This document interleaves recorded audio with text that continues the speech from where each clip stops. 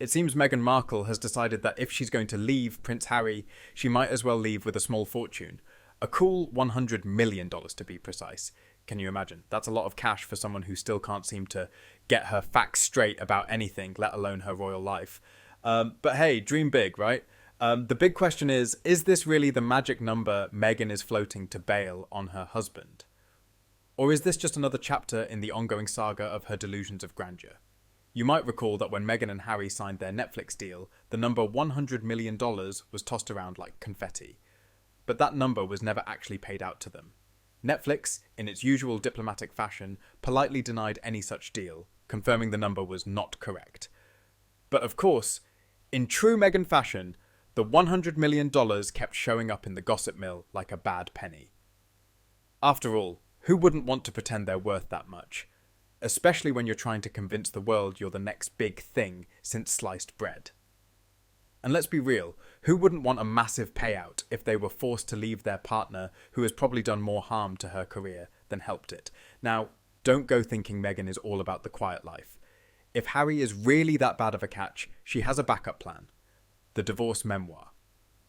Yes, according to sources, Meghan allegedly considered the possibility of penning a juicy tell-all about life after Harry.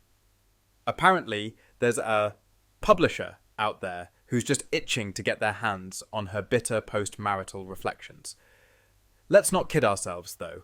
If this book ever comes to fruition, it will more likely be a rant about how she was wronged by the monarchy, by Harry, and probably by life itself.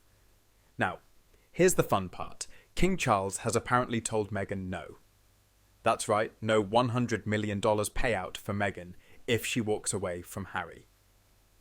It's not exactly clear why, but we can all guess, maybe because no one in the royal family is particularly interested in adding another millionaire grifter to the family budget. The royal family is just fine, thank you, without that headache. And frankly, Charles has bigger fish to fry than dealing with the mess that is Meghan Markle.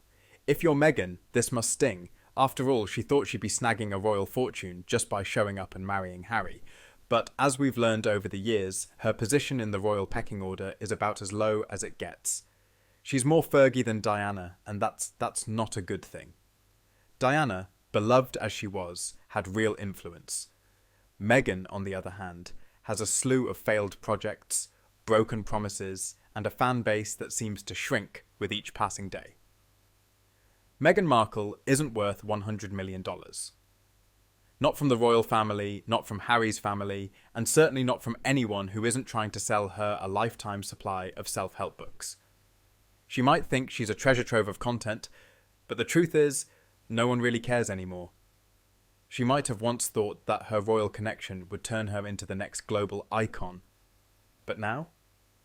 Well, she's more like a washed-up reality TV star whose time has long passed.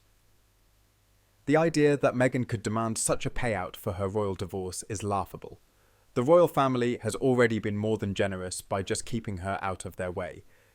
If she thinks Harry's family is going to cut her a check, she's in for a rude awakening. The best she might get is a polite good riddance as they file her away in the "what were we thinking" category.